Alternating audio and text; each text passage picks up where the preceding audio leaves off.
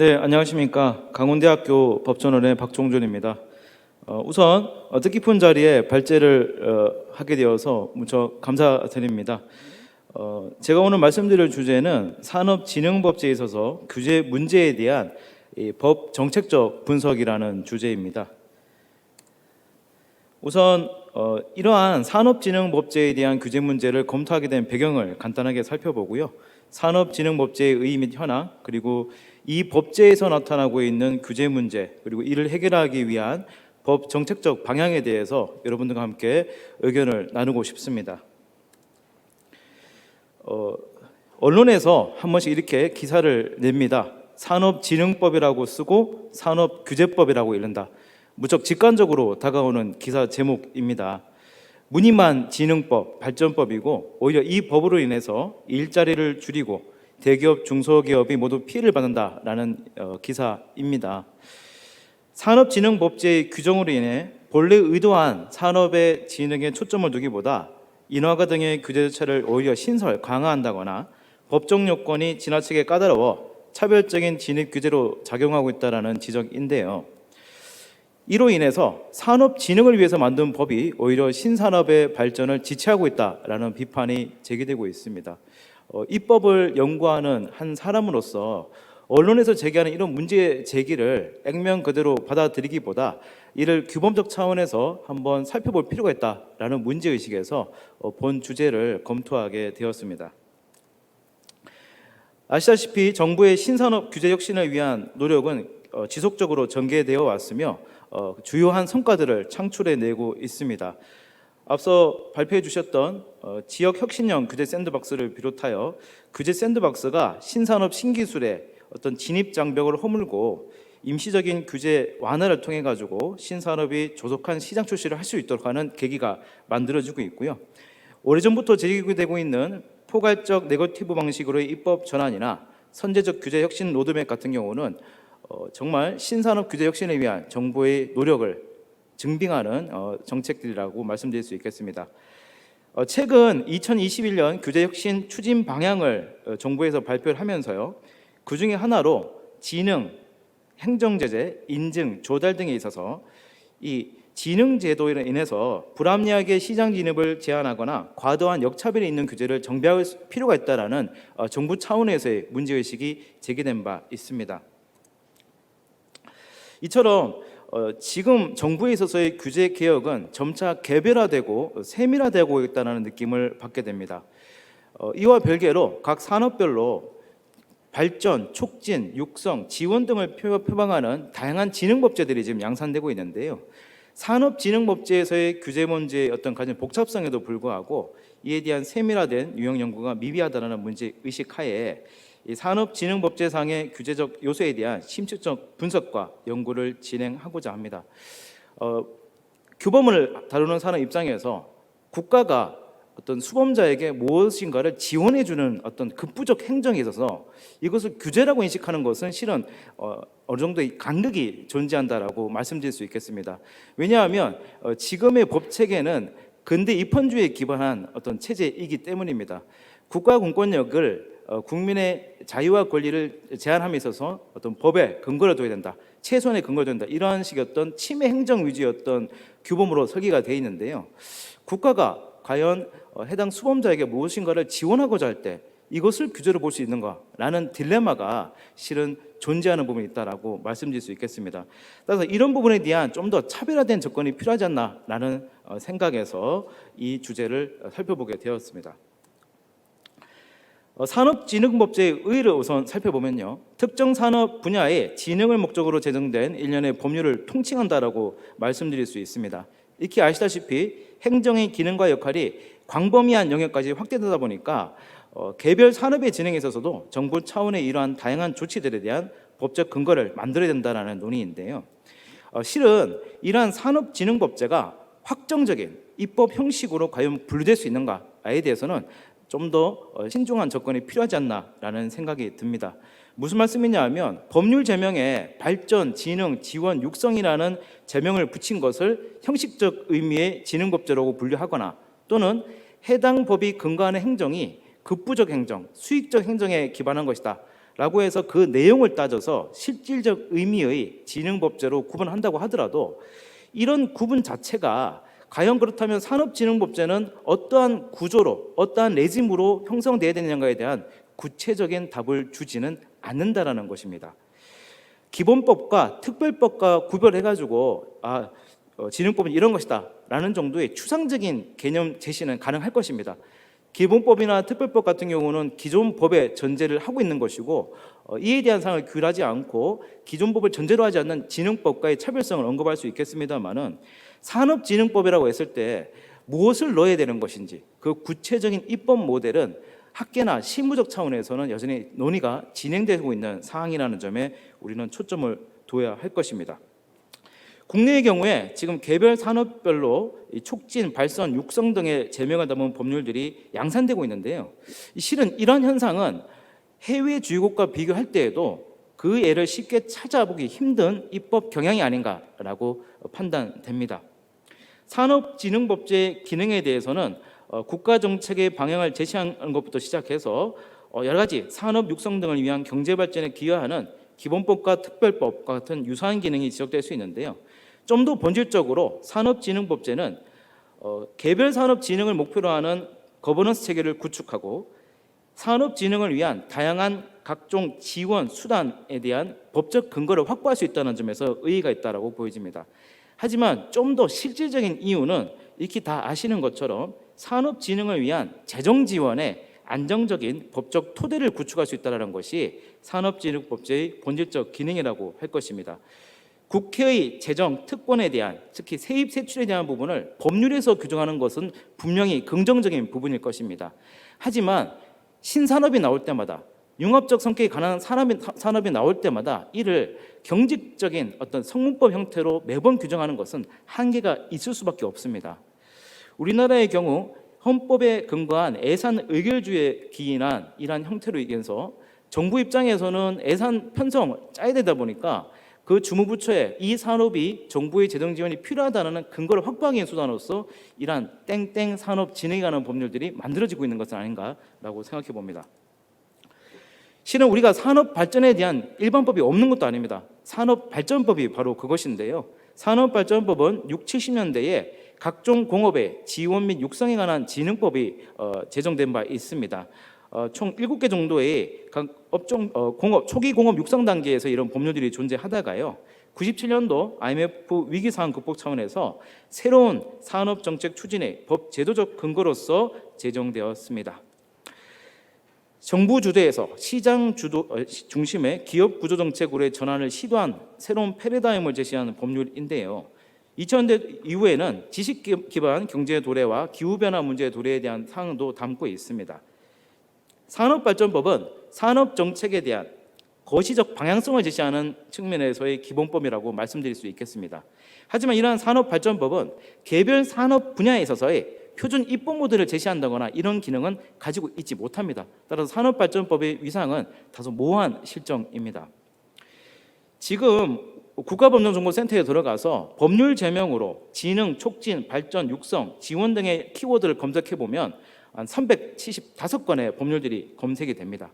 이 중에서 여러 가지 사항들을 좀 제외하고, 예를 들면 국가 주도의 어떤 공적 국책 사업을 제외하고요, 각종 지구 단지 등의 어떤 육성 규정을 또 제외하고요, 그리고 법률 제명에 진흥의 이외에 관리에 대한 규제적 사항을 담고 있는 법률을 제한다거나 이러한 여러 가지 기준들을 적용했을 때 그래도 나오는 것들은 88개 정도가 산업진흥법률로 파악될 수 있다고 말씀드릴 수 있습니다.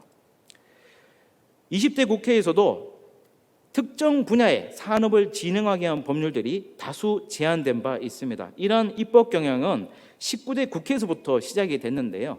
19대 국회의 경우에 48건이 제안되었고요.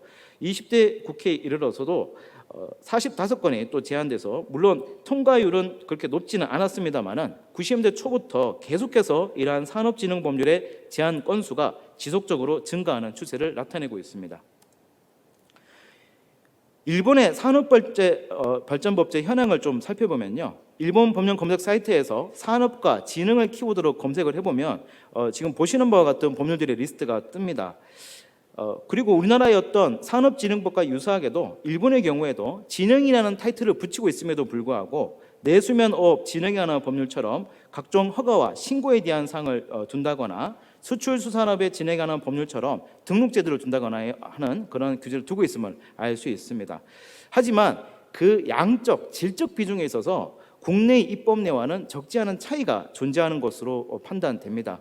이러한 차이에 대한 분석은 좀 더 추후에 심도 깊은 분석이 이어져야겠습니다만은 일본의 경우에 의원 내각제를 기본적인 정치 운영 체계로 삼고 있는 그러한 헌법적 정치적 구조에 기인한 차이다라고 말씀드릴 수 있을 것 같습니다. 따라서 일본의 경우에 산업 진흥을 위한 예산을 확보하기 위해서 그때그때마다 별도의 법률을 만들어야 될 필요성이 우리나라보다는 크지 않다라고 판단됩니다. 산업진흥법제에 있어서의 규제 문제를 살펴보기에 앞서 규제 문제의 규제 개념의 확장성이라는 문제를 좀 말씀드리고 싶습니다. 행정규제기본법에서는 침입적 행정의 차원에서 규제 개념을 획정하고 있습니다. 국가나 지자체가 특정한 행정 목적을 실현하기 위해 국민의 권리를 제한하거나 의무를 부과하는 것으로서 법령이나 자치법에 규정된 사항으로 정의하고 있고요. 동법 시행령에서 구체적인 행정 규제의 범위를 정하고 있습니다. 하지만 이러한 상위 단계의 법령에서의 규제 개념의 정의는 실제 규제 현장에서 규제 개념을 판단함에 있어서 큰 기준으로 제시될 수는 있을지는 모르겠습니다만 그 구체성이 아무래도 떨어지는 부분이 분명히 존재할 수밖에 없는 것이 현실입니다. 이와 관련해서 행정규제기본법에 규제 등록제나 규제 일몰제에 대해서 운영하고 있는 규제 개념에도 집중할 필요가 있습니다. 이런 제도들은 그 판단의 주체가 개별 행정기관의 장이고 개별 분야에서 이루어지는 다양한 규제 수요를 직접 맞닥뜨리다 보니까 행정규제기본법에서 얘기하고 있는 행정규제와는 좀 더 유연한 양태를 보이고 있는 것으로 판단됩니다. 또 한 축으로 기업활동 규제 완화에 관한 특별조치법, 우리 기업규제 완화법에서의 행정규제 개념이 존재합니다. 동법은 공공주체에 의한 모든 형태의 개입을 규제로 판단하고 있다는 점에서 행정규제기본법과는 그 간극이 매우 큰 법이라고 말씀드릴 수 있겠습니다. 물론 동법은 다양한 법에 여러 가지 규제사항에 대한 특례 조항을 두고 있다는 점에서 행정규제기본법과는 차이가 있습니다만은, 그리고 행정규제의 개념을 기업규제 완화법에서 많이 활용하고 있지는 않습니다. 하지만 기업규제 완화법의 경우에 전통적인 법학에서 침입적 행정과 규제의 친화성을 얘기하던 부분을 훨씬 넘어서는 그러한 규제의 규범적 정의를 하고 있다는 점에 주목할 필요가 있다고 저는 생각합니다. 산업진흥법제에 있어서 그렇다 그러면 이러한 규제 문제를 두는 것이, 규제적 요소를 두는 것이 타당하냐에 대한 부분을 좀 생각해 볼 수가 필요가 있습니다. 산업진흥법제는 아무래도 수익적 행정과 연관될 수밖에 없는데요. 그럼에도 불구하고 산업진흥법제에는 침입적 행정을 규정하는 것이 가능하다라고 볼 수밖에 없습니다. 무엇보다도 법률이라는 것은 다양한 요소가 복잡하게 내재된 중층적 구조라는 점에 주목할 필요가 있습니다.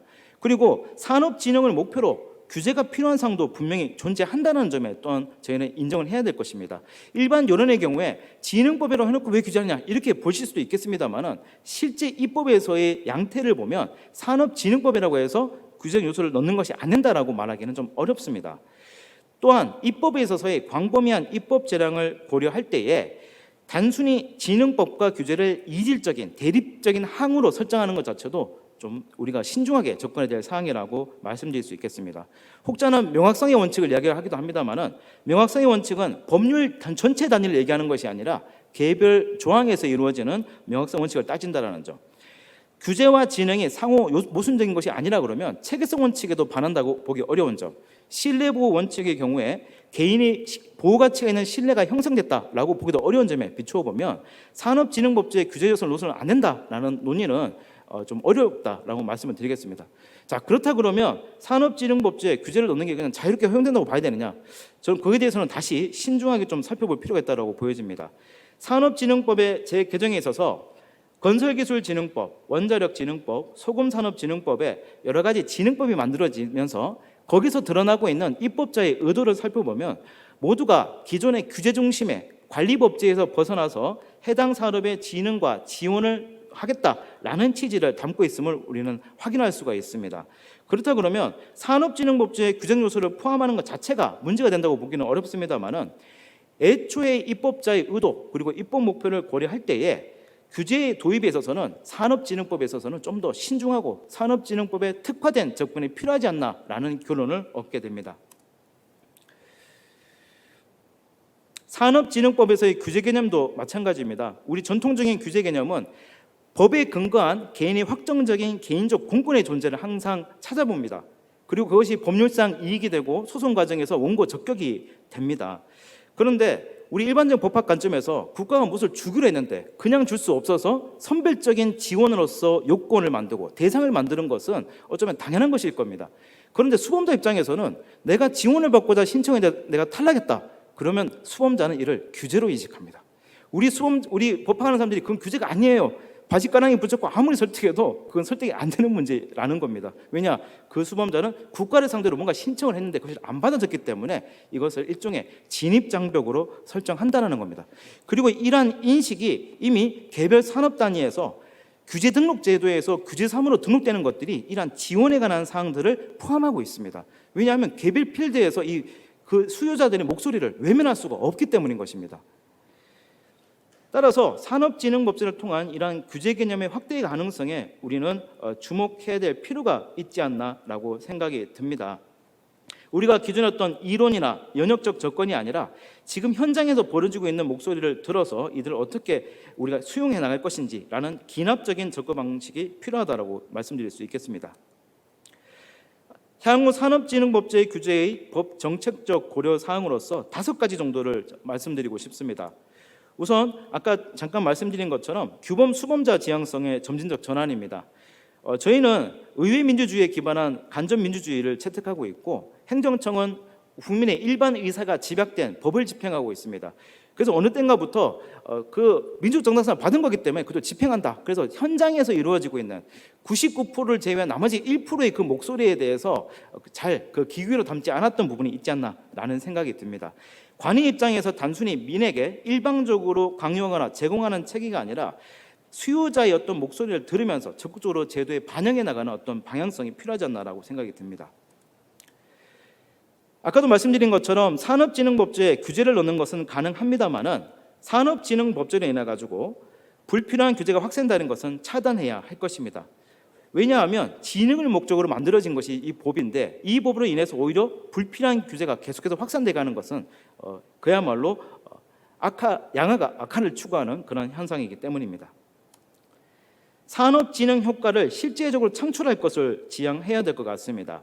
특정 분야의 산업진흥 법률을 제정할 경우에 정말 해당 산업이 산업으로서 분류될 만큼 성장하고 있는 것인지 아니면 조만간 성장 가능성이 매우 큰 건지에 대한 좀 더 과학적인 분석을 통해서 법을 만들어야 되는 것인데 뭔가 새로운 게 등장했다고 해서 바로 법을 만들어야 한다는 그런 강박관념에서 좀 더 자유로워질 필요가 있다고 말씀드리고 싶습니다. 입법상의 핵심적 일반 원칙도 규제적 차원에서 좀 더 세밀하게 가다듬을 필요가 있습니다. 우리 제반 일반 원칙들은 그냥 준엄하게 입법상에 고려된 원칙이 아니라 실제 규제 현장에서 우리가 얼마든지 생명력을 부여하고 적극적으로 감안해야 될 원칙이라고 저는 생각을 하고 있습니다.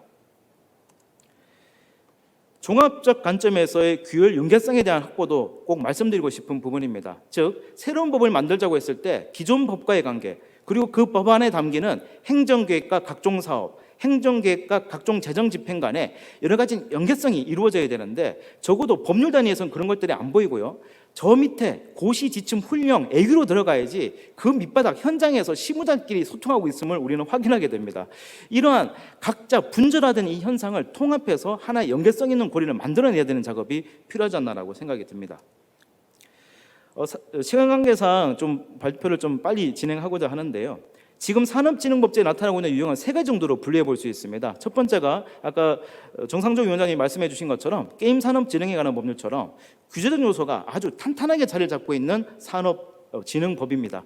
이러한 법들은 법률 제명을 좀 규제적 요소도 첨가를 해서 그리고 체계성 원칙에 맞게 진흥과 규수를 분리하는 분법화 방안이나 이미 사문화돼서 작동을 안 하고 있는 산업진흥법이 존재를 합니다. 법은 한 번 만들면 이후에 이걸 거두기가 상당히 어렵습니다.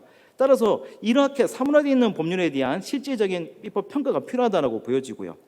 두 번째로 규제는 없습니다만은 각종 인증제도나 품질 인증제도, 지정제도를 통해 우수 사업자 지정제도를 통해서 지원을 하고 있는 산업진흥법제가 존재합니다. 이런 법들은 규제는 존재하지 않습니다만은 과연 이 지원이 해당 산업에 잘 통과되는지, 그런 효과성에 대한 판단이 좀 잘 이루어지고 있는지 그 규범적 토대를 찾아보기가 어렵다는 점이 한계로 꼽을 수 있고요.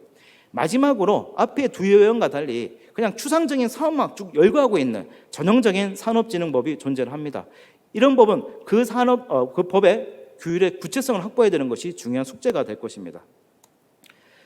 이와 관련해서 개별적인 법정책적 과제로서 폐쇄적 개념 정의 조항을 좀 더 유연하고 포괄적으로 바꾸는 입법 과제, 또는 행정계획에 있어서 행정계획이 기본계획과 시행계획, 개별 사업단위, 그리고 재정에 있어서 물론 재정성과평가제도가 있습니다만은 전체적인 정책이 동과 연동해서 실제 성과를 거뒀는지에 대한 판단, 그 규범적 토대가 우리 법에는 부족한 부분이 있습니다. 그런 부분들에 대한 보완이 필요하다고 말씀드릴 수 있고요. 실태조사나 자료제출 요구에 있어서도 부채 입장에서 내가 지원해 주니까 네가 꾼 정말 다 내라, 어떤 일방적인 어떤 관중심의 태도보다는 민간의 입장을 충분히 대변할 수 있는 하나의 사례로서 이러한 실태조사에 대한 제도 개선을 제안드리는 바입니다. 마지막으로 이 규제 문제와 관련된 5가지 입법 제안을 좀 드리고자 하는데요. 우선 첫 번째로 산업진흥법제의 특성을 반영해서 기존의 규제 등록제나 규제 일몰제를 적극적으로 활용하는 방안을 제안드리고 싶습니다. 더 나아가서 산업진흥법에 있어서 과연 이 산업진흥법이 해당 산업에서 어떠한 영향을 미치고 있는지에 대한 평가가 과연 존재하느냐에 대한 의문을 가져야 된다고 저는 생각이 듭니다. 만약 산업에 대한 영향평가 이 제도가 좀 더 자리를 잡고 있다 그러면 이것이 과연 규제인지 지원인지를 가르마타서 저희가 식별할 필요성이 크게 낮아진다라고 저는 생각을 하고 있습니다. 따라서 해당 법이 해당 산업에 미치는 영향에 대한 주기적인 평가에 대한 법적 근거, 법적 토대를 구축할 필요가 있고요. 산업진흥법제의 경우에 그림자 규제가 적지 않습니다. 급부적 행정이기 때문에 법률상 근거를 확보해 둘 필요성이 크지 않다는 것에 대한 판단이 근거한 것 같은데요. 문제는 이러한 각종 훈련 고시 내규 지침에서 그 지원에 관한 상세한 장면이 다 위임이 되어 있고, 심지어는 수탁을 받아서 진행하는 그 수탁 기관의 내부 규정에서 이러한 지원에 관한 사항을 담고 있는데, 수범자 입장에서는 법률상으로 봤을 때는 된다고 그랬다가 하위 법령에 가서 그러한 그림자 규제를 통해 가지고 진입 장벽을 느끼는 경우가 적지 않다라고 보여지고요. 실은 추후에 또 말씀드리겠습니다만 이런 내부 규정이 또 부처별로 또 있다 보니까 유사 중복 규제의 또 위험도 도사리고 있는 부분입니다. 유사 중복 산업진흥법률의 어떤 문제가 가장 심각한 부분 중에 하나인데요. 문화산업진흥기본법과 관련된 법들의 관계, 또는 건축 건설 분야에서의 다양한 법들의 관계, 자, 이러한 법들이 유사 중복된 지원하는 측면에서 수단이 많으면 좋은 거 아니냐라고 생각할 수도 있겠습니다만은 여러 법들이 유사한 수범자를 대상으로 적용하게 될 경우에 그 수범자는 혼란을 느낄 수밖에 없고요. 그로 인해서 수범자들도 또한 여러 가지 어려움을 겪을 수밖에 없다라는 겁니다. 추후에 정확한 사후적 관리 강화가 필요하다라고 말씀드리고, 또 한 가지, 만약 그렇다 그러면 꼭 확정된 법률로 만들어야 될 것이냐, 일종의 한시법으로 만들어서 그 산업이 성장하고 더 바둑음할 수 있는 일종의 한시법으로 운영하는 것이 좀 더 효과적이지 않나라는 생각을 하게 됩니다. 마지막으로 실제적 수요에 대응하는 과학적 입법을 좀 지향했으면 하는 제안을 드립니다.